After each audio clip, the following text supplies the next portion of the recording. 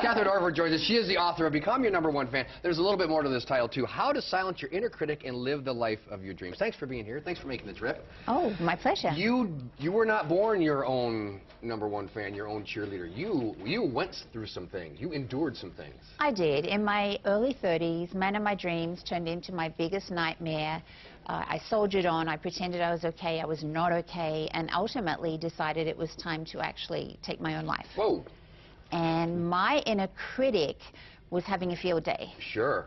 It was actually chastising me for not being able to organize my own suicide, which was pretty, horrendous. That's amazing. When I chose life, I decided that I would never allow anyone to rob me of my self-esteem, my self-worth ever again. And thankfully, over those years, that's 29 years ago now, I've learned all about neuroplasticity and how we can actually reprogram that inner critic and turn it into our own personal cheer squad. But there are definitely people out there who think they need to be, I don't know, I don't want to necessarily use the word negative, but that's what it ends up being, right? They think being critical is keeping themselves in check, and it's probably holding them back. Exactly, exactly. Some people say to me, oh, but sometimes that inner critic can serve you, and I go, well, it certainly hasn't for me. I'm not sure about for them, but we tend to move away from, usually we move away from pain and towards pleasure. So if we can actually create a cheer squad up there instead of someone that's saying you should do this, you should do that, then you know, life becomes more joyous. Sure. And it's, But how do we start doing that? How do we deprogram and reprogram ourselves? We have to interrupt the pattern. Every single time you actually hear that voice, you have to find a way to interrupt it.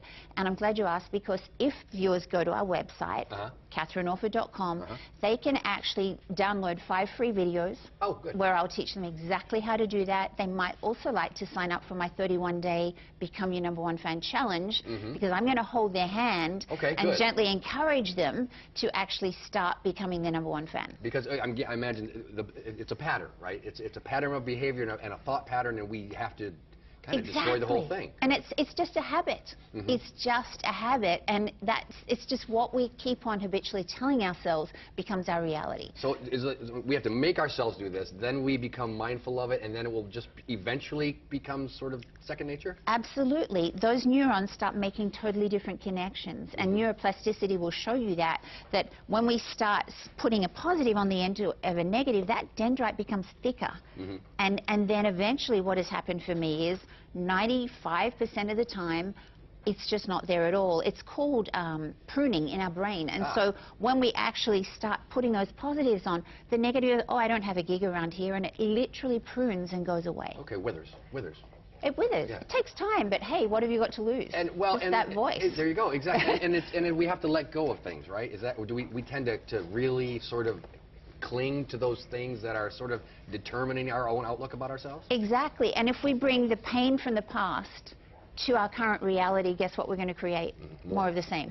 Whereas go back and learn the lessons from back there, but don't drag the pain.